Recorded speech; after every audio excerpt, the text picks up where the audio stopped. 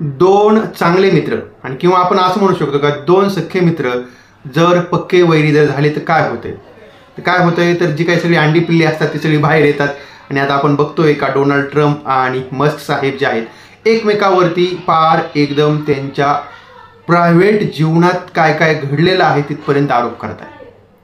पण मग आता असं काय झालं का ह्या डोनाल्ड ट्रम्प आणि ह्या मस्क साहेबामध्ये इतकं जोरदार असं वादळ चालू झालेलं आहे. आता त्याची बरीच कारणं आहेत, पण आपण जर बघितलं तर 2024ला ज्यावेळेस डोनाल्ड ट्रम्प तात्या राष्ट्रपती झाले आणि त्यावेळेस जे त्यांच्या निवडणुकीचे सगळे कॅम्पेन असेल किंवा त्या कॅम्पेनला जो काय पैसा पुरवला तो पैसा मस्क साहेबांनी पुरवला असं जवळजवळ सगळ्या जगाला वाटतं. आणि त्यानंतर डोनाल्ड ट्रम्प हे राष्ट्रपती झाल्यानंतर ह्या मस्क साहेबांचा जो टेस्लाचा स्टॉक आहे तो जवळजवळ ऑलमोस्ट डबल झाला आणि म्हणजे तो त्यांना फायदा झाला. आणि त्यानंतर मग डोनाल्ड ट्रम्प तात्यांनी या मस्क साहेबांना एका पदावरती घेतलं तिथे आणि त्या पदावरती मग मस्क साहेबांनी कशी मनमानी केली. कारण काय असतंय, आता हे जे मस्क आहेत हे आहेत आपल्या टेस्लामध्ये, आता एक कंपनी त्यांची आहे आणि एक कंपनी चालवणं आणि एक देश चालवणं वेगळं असतं. पण आता तिथे ते कारभार करायला लागले मनमानी पद्धतीने, एखादी कंपनी चालते तसा. आणि मग त्यानंतर ह्या डोनाल्ड ट्रम्प तात्यांनी ह्या मस्कला त्या पदावरून बाहेर काढलं. काही जण म्हणतात बाहेर काढलं, काही जण म्हणतात त्यांनी स्वतःहून त्या पदाचा राजीनामा दिला. कारण आता इकडे ह्या टेस्लामधून मस्क साहेब जे आपल्या ह्या डोनाल्ड ट्रम्पसाठी कारभार करत होते त्या कारभारामुळे टेस्लाचा सेल आहे तो मार खायला लागला.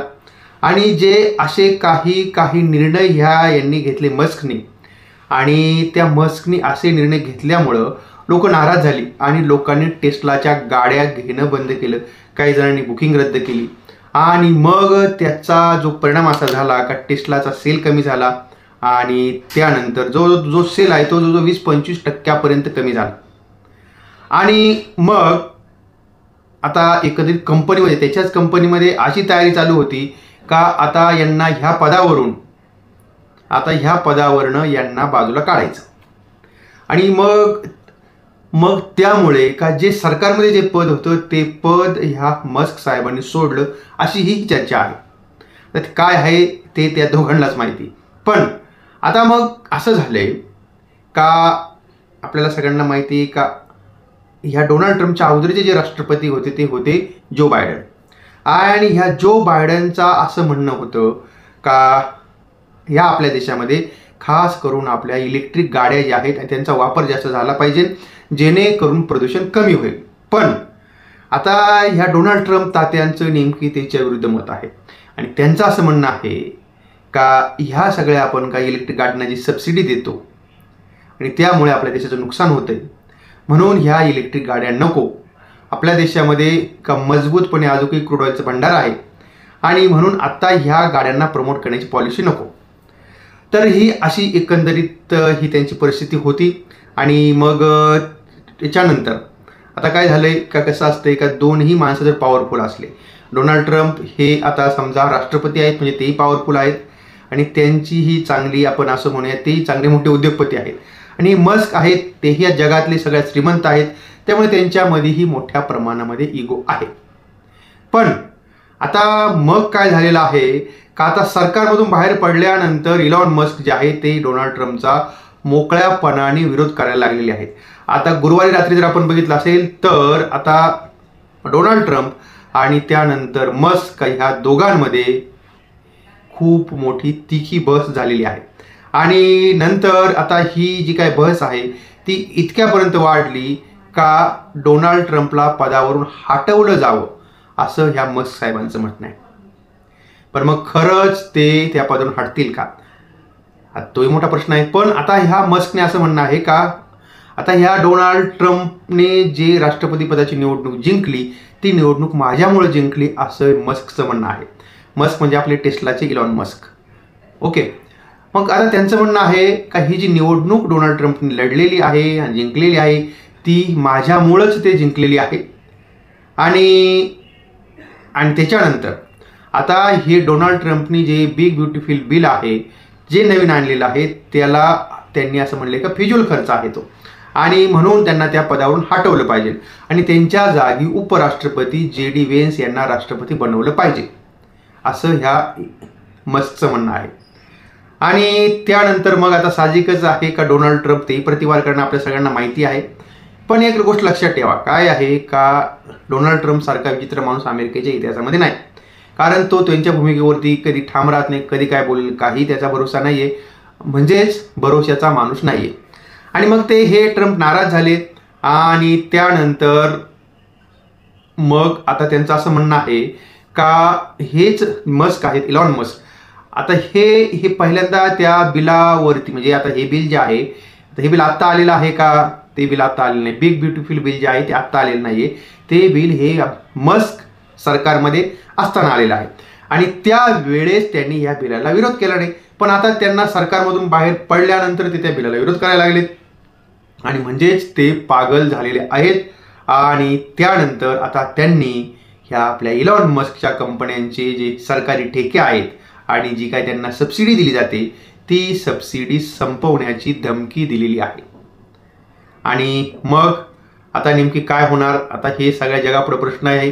पण जर आता यांची ही जर लढाई थांबली नाही तर त्याचा परिणाम हा नक्की त्या मार्केटवरती होणार आहे आणि जे मार्केटमध्ये आता आपल्याला चांगली मुवमेंट बघायला भेटते ती मुवमेंट कुठंतरी आपल्याला थांबवू शकते, असंही एकंदरीत चित्र मला या ठिकाणी बघायला भेटतं. आणि त्यानंतर आपण जर बघितलं असेल तर आता ही गोष्ट मी तुम्हाला सकाळी सांगितली, गुरुवारी सकाळी, पण गुरुवारी रात्री परत डोनाल्ड ट्रम्प काय म्हटलेले आहे का इलॉन मस्क हे माझे आत्तापर्यंतचे सगळ्यात पसंदीदा उद्योगपती राहिलेले आहेत आणि मी कधी त्यांच्या विरुद्ध कधी काही असं काय वाईट बोललेलं नाही आणि आता जर त्यांना करायचीच असेल आलोचना तर त्यांनी माझी आलोचना करावी आणि हे जे मी बिग ब्युटिफुल बिल आणलेलं आहे त्याची त्यांनी आलोचना करू नये. आणि हे एक बिल जे आहे ते एकदम शानदार बिल आहे आणि आता हे बिल म्हणजे का ह्या जगात म्हणजे आपल्या देशातल्या इतिहासातलं ही अशी सगळ्यात मोठी कटौती आहे. पण आता इकडं मस्कचं म्हणणं आहे का हे जे काय बिग ब्युटिफुल बिल आहे त्या बिलानुसार फक्त तिथल्या श्रीमंतांचा टॅक्स कमी करायचा घाट हा डोनाल्ड ट्रम्पने घातलेला आहे, असंही ह्या इलॉन मस्कचं म्हणणं आहे. आता मी तुम्हाला जे काही सांगतोय ते सगळं ह्या दोघांमधलं द्वंद्व प्रतिद्वंद्व काय वाद आहे तो वाद मी तुम्हाला या ठिकाणी सांगतोय. आणि त्याच्यानंतर परत डोनाल्ड ट्रम्पने असे म्हटलेलं आहे का ह्या बिलाची संपूर्णपणे जी काही माहिती आहे ती सगळी माहिती या इलॉन मस्कला होती आणि त्याच्यानंतर त्यांचं असं म्हणणं आहे का ते जोपर्यंत सरकारमध्ये होते तोपर्यंत त्यांना ह्या बिलाविषयी कुठलीही शंका नव्हती. पण आता त्यांना अचानक ह्या बिलाविषयी का असं वाटायला लागलेलं आहे. आणि तर मग आता त्याच्यानंतर त्यांनी असं म्हटलेलं आहे की आम्हाला इलेक्ट्रिक व्हेकल मॅन्डेटमध्ये कटौती करावं लागेल आणि कारण आम्हाला त्या मॅन्डेटसाठी खूप मोठ्या प्रमाणामध्ये खर्च येतो. आणि म्हणजेच आता एकंदरीत झालेलं काय आहे का हे दोघंही एकमेकाचे पंख छाटायला लागलेले आहेत. आणि त्यानंतर मस्क परत म्हणतायत का मला ह्या टॅक्स आणि खर्चाच्या बिलावरती कुठलीही माहिती नव्हती आणि जे डोनाल्ड ट्रम्प म्हणतायत ते सगळं खोटं आहे. तर आता ह्या सगळ्या गोष्टी आहेत आणि त्याच्यामुळे आता हे जे काही सगळं वातावरण त्यांचं आहे त्या संपूर्णपणे जे काही आहे चालू त्यांचं ते सगळं वातावरण चालू आहे. आणि आपण जर बघितलं असेल का आता जे स्पेसमध्ये जे काही काम चालतं ना ते सगळं त्याचे जे काही कॉन्ट्रॅक्ट आहेत ते खास करून आपल्या इलॉन मस्कच्या स्पेसएक्स या संस्थेला आहेत आणि ते सगळे कॉन्ट्रॅक्ट जे आहे ते थांबवण्याची धमकी ही डोनाल्ड ट्रम्पने मस्कला दिलेली आहे. मस्क म्हणताय तुम्ही थांबून तर बघा मी तुमचा सगळा स्पेस प्रोग्राम थांबवतो. तर हे असं एकमेकाला ब्लॅकमेल करायचं काम चालू आहे. पण आता त्याचा जो काही मार्केटवरती परिणाम होईल तो परिणाम आपल्याला येत्या काही दिवसामध्ये बघायला भेटू शकतो. पण असं मला वाटत नाही कारण कसं आहे का डोनाल्ड ट्रम्पलाही त्या पदावरती राहायचे, त्यांनाही पैशाची गरज आहे, मस्कला सुद्धा त्या देशामध्ये धंदा करायचा आहे आणि म्हणून आता एकंदरीत असं वाटतंय का डोनाल्ड ट्रम्प आणि मस्क हे जरा थोडं काहीतरी वातावरण त्यांच्यामध्ये काहीतरी समझोता करतील आणि ते थोडंसं शांततेने घेतील असं एकंदरीत मला या ठिकाणी चित्र बघायला भेटतंय. आणि कसं आहे का आता पण दोघंही आपल्याला माहिती आहे का दोघंही ही त्यांच्याहीच मतावरती ठाम राहत नाही आणि म्हणून मग आपणही आपल्या मतावरती का ठाम राहायचं का त्या दोघांमध्ये भांडणं आहे ते खरेखर आहे का काय. आणि तेव्हा आता एकंदरीतच ही जी काय आहे सगळी परिस्थिती म्हणजे काय आपण म्हणूया सगळी वस्तुस्थिती ती मी आपल्यासमोर मांडलेली आहे. आणि मग आता तेव्हा इथे आपण थांबतोय. अर्थातच हा जो काही सगळा व्हिडिओ होता तो सगळा व्हिडिओ मी आपल्यासाठी एज्युकेशनल पर्पजसाठी बनवला होता. या व्हिडिओमध्ये मी तुम्हाला कुणालाही कुठल्या प्रकारे खरेदीचा किंवा विक्रीचा सल्ला आपण दिलेला नाही आहे आणि त्यामुळे आपण जी काय खरेदी कराल आणि कुठली खरेदी कराल ती आपण आपल्या जबाबदारीवरती करावी आणि आपल्या चॅनलचा आणि माझा त्याच्याशी काही संबंध असणार नाही. ओके. आणि आता तेव्हा इथे थांबतोय आपण. जर माहिती तुम्हाला चांगली वाटली असेल तर आपण आपल्या या व्हिडिओला लाईक करा, शेअर करा आपल्या मित्रांपर्यंत आणि आपण आणखी नव्या व्हिडिओमध्ये आपण लवकरच भेटू.